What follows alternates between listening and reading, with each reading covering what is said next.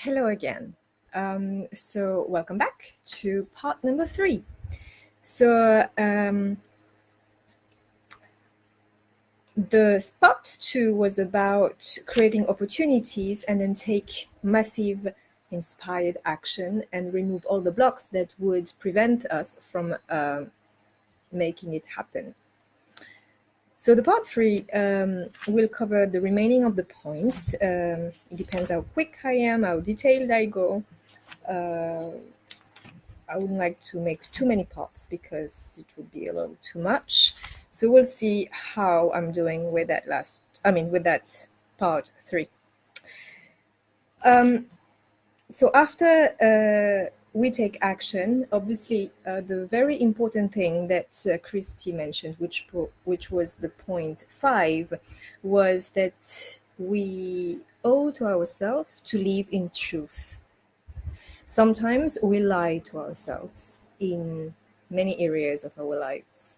And that's why, in order for us, yes, to know whether, we are living in our truth, but also to spot what's true from what's not, intuition is the key.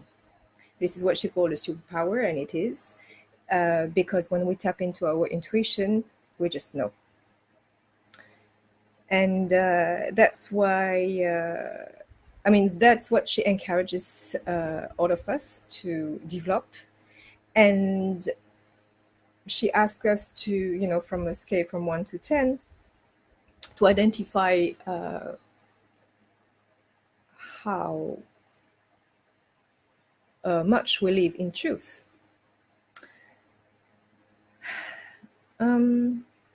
Personally, I don't remember the number that I picked because in some areas I believe that I totally live in truth, and some other areas might not be completely.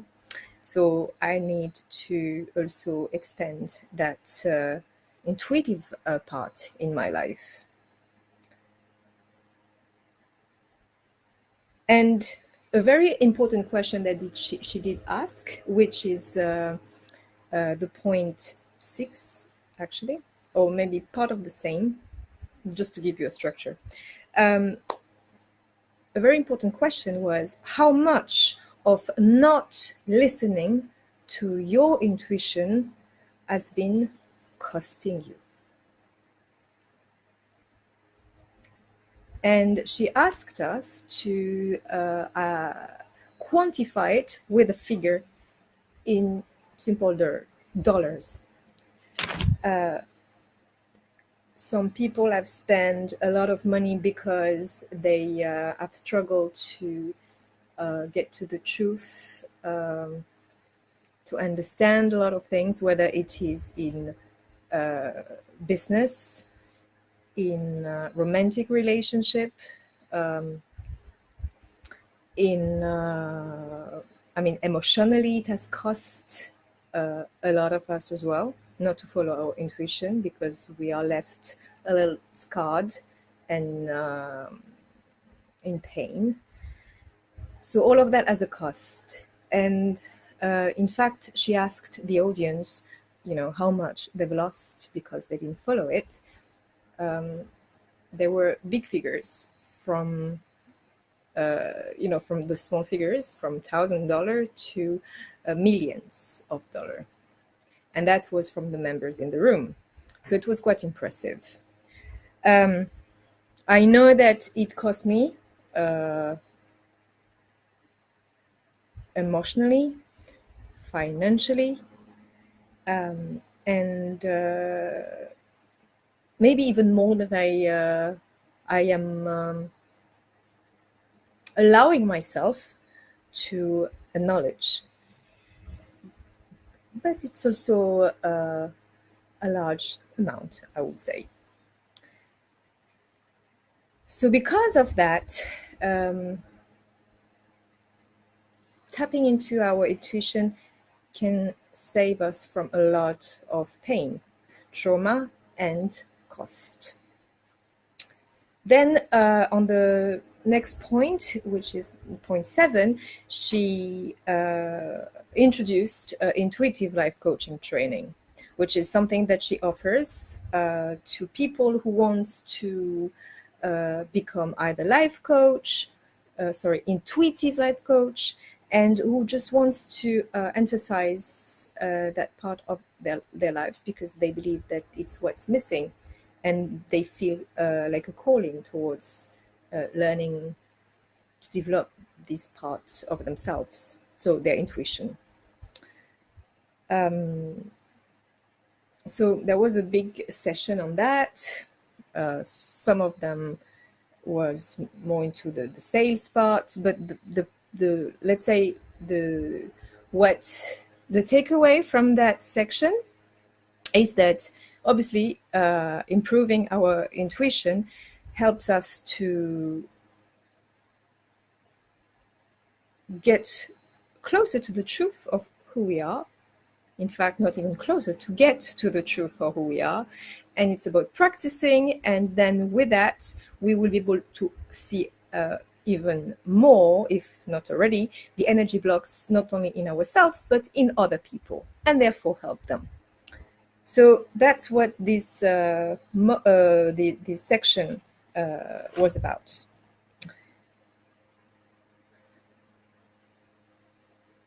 So coming back, so that was point 8, which is to be true to ourselves, to our calling.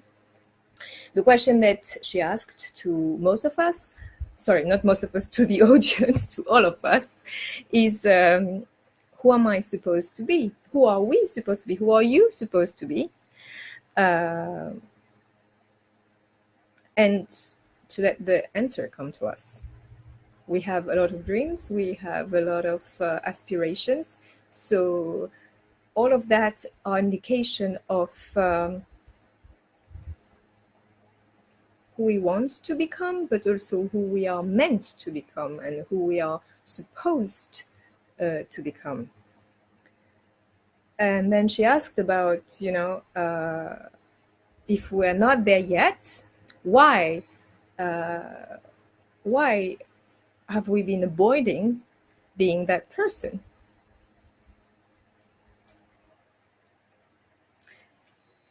I did that exercise, and I think one part of me that was somehow, I felt that if I was extremely successful, like I live in a always happy and a prosperous, so somehow it would stir jealousy from other people and envy from maybe some close ones, and then I will not get love anymore.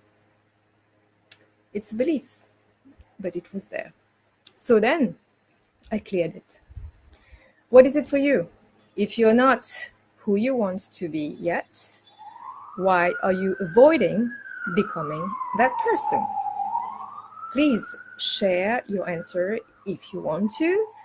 As I said, sharing allows us to not only become accountable of what we want to take as action, but also to support each other.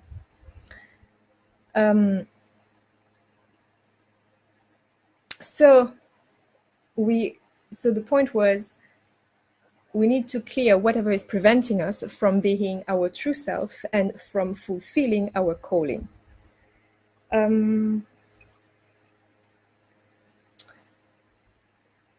She also touched upon the jealousy aspect. Like sometimes we might feel that not nice feeling of jealousy or envy when we see someone who is doing what we would like to do and we haven't done it yet. So what she was saying is, well, exactly what I was saying right now, which is this is an indication of a feeling that we're supposed to be at a certain place and we are not there yet. So then whenever we have this feeling, just ask ourselves, what would I need to do for me to be there? What would it take for me to at least try? Instead of staying in that feeling, which is actually not good for us, but at the same time, it indicates something. So in order to turn that into something positive and take advantage of this situation, we need to ask ourselves, what do I need to do? What do I need to know in order for me to become that person? I mean, to get to that place that I would like to be, and I'm not there yet. And another question that she asked that was very important, I believe, was before I came, or before you came, before we came to this body, what did we want to be? Before I came to this body, what did I want to be? Before you came to your body, what did you want to be? What was your soul mission? I got 3 answers. I got a healer, prosperity maker, or creator, or manifester, and third, a game changer. So what did you get?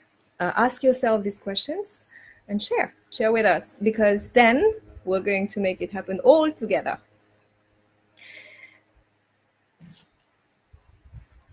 So after responding, after tapping into that energy of our true self and what we are here for, and removing these energy blocks that is preventing us from manifesting them or realizing them, the next point was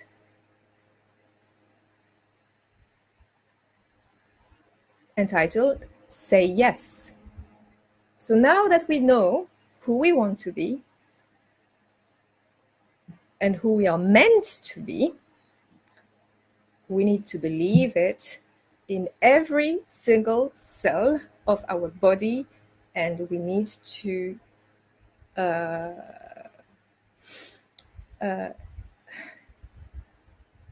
carry that conviction throughout our day and in the way we are.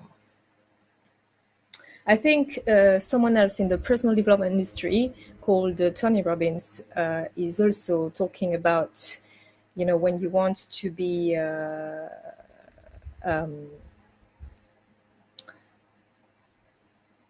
sorry, I got distracted.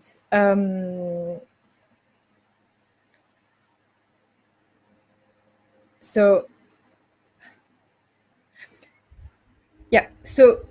saying so that person, Tony Robbins, he will say, like, when you want to be a certain a certain way, and to carry yourself like you're already there already. Why? Because by doing that, he doesn't use that wording, so I'm using the energy wording now, and this relates to what Christie is saying. When you tap into that energy of where you want to be, that energy is actually going to then create the opportunities and allow the manifestation to happen. That's why I believe it firmly, and having that sense of knowing that you're going to make it, whether some people believe it or not, that is going to be your main asset, your main tool to continue to take action and for doors to open for you magically. So I think at that point, what she called some people on stage, and she challenged them whenever she was asking about what was their dreams.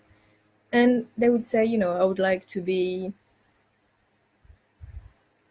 I don't know, an artist, famous artist, or I would like to be a teacher, or I would like to do, they were talking about their deep heart's desire. And then she said, no, I don't think you're going to do it. That obviously created a shock for some people. And then the exercise was to actually reply back and say, well, that's wrong, and yes, I'm going to make it happen. So the power of the yes was something that we had to practice and say it in a certain way that would make nobody doubt us, or whoever is going to talk to us, whenever we're feeling, whenever they will challenge us. We need to carry that belief and not let anyone hurt it, and not let anyone make us touch upon. Well, basically, the idea is to remove the doubts in ourselves and really believe that we're going to make it happen. And that power of yes, which is something that she explained it in a certain way that I might not be able to repeat exactly with the same wording, because I had a challenge with that. I said yes, but I didn't have that connecting to the ground, powerful yes that many people were able to express. So is it because I was doubting myself? Maybe a little, or maybe a bit. So I'm working on it. And I keep practicing my yes. It might sound a little childish, but actually, this is an expression of our deep belief and whatever is still stopping us. So a lot of people will intellectualize everything instead of just doing and feeling. And that doing and feeling, this can be expressed through saying that, yes, I'm going to make my dream come true. She also gave us a statement saying that that we can use to say that I can command and demand that the universe makes me unstoppable. When you feel unstoppable, nobody questions you. Nobody even dares to, because they can feel it. It's like a dog will feel whether you're fearful of him or not. And the dog will either will react accordingly, because he will sense you. So the same way, when you're convinced about whatever you want to achieve and you're talking to someone, they will feel it. And that is something very important in order to carry that. I mean, it's important to carry that energy all the time, because whenever you want to manifest your dreams, that's like your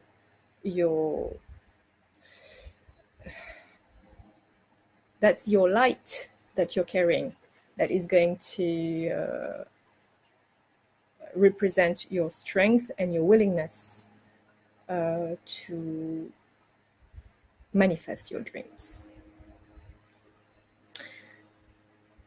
And then the last part was about to remain accountable and to keep our word to ourselves and make sure that we clear the blocks that that is still there. And to do again the 4 questions exercise whenever we would feel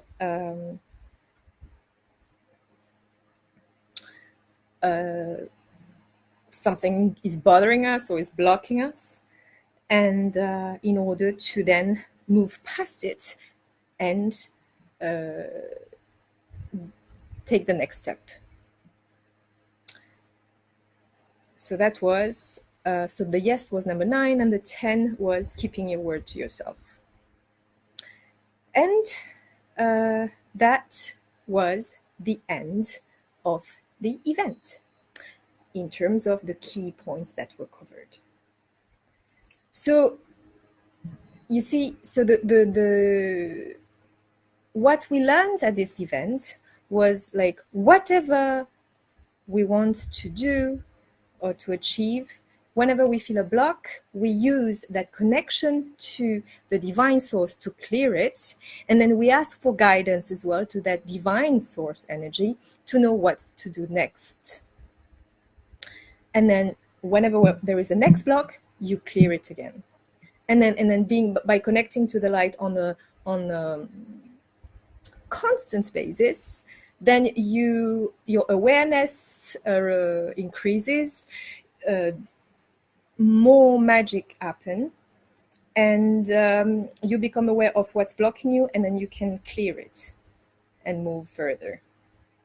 So that's a methodology to keep practicing again and again and again. And in fact, it's a new way of life. In fact, it's like people who wants to have a healthier eating pattern. It's not about doing a diet and then reach your goal and then go back to what you were doing before. No, they change the way they eat. They have a new lifestyle, meaning, they have new eating patterns. So same thing here. This is your spiritual practice, like a new way to approach life, to consciously make decision and not let things happen to you, but have an impact and a say in how you want your day to be fulfilled, how you want your life to be happening. And by doing this and practicing it and doing it over and over again, then this is how changes happen. Initially, it might be small changes, incremental ones, and then all of a sudden it will be huge ones, and you will be surprised how quick it came. But not because you were impatient, because you took time to do it diligently, consistently, one step at a time, and keep having faith and keep clearing. So that was it for the event. So I hope you enjoyed it, that you learned from it like I did, like most. I keep saying most, actually, like all the participants did. I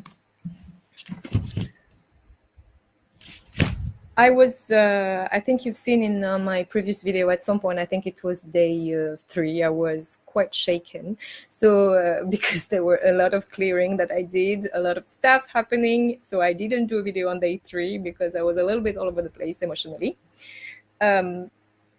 But it's good because it's clearing.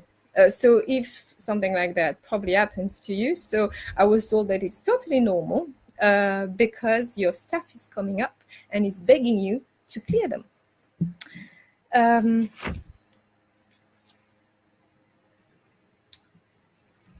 So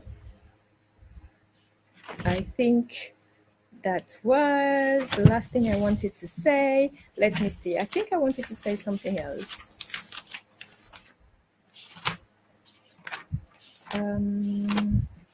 Or maybe not. One sec. Oh, yes, of course. So, so that was the key components that the event covered. If there is anything that you would like me to expand more on, or that you like to understand more, or something else that you would like me to cover, let me know.